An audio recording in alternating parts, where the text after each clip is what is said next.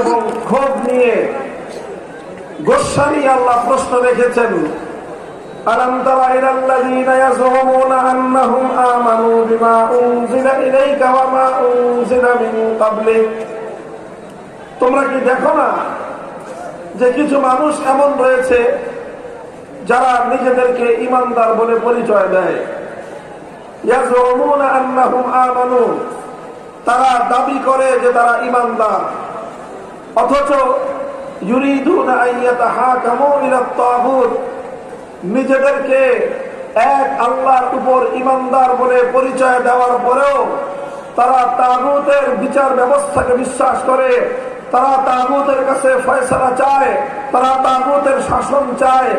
আল্লাহ এই আয়াতে স্পষ্ট ভাষায় বলতে চান, যারা ঈমানদার বলে পরিচয় দিবে তারা তাগুতকে কোনোদিন গ্রহণ করতে পারে না।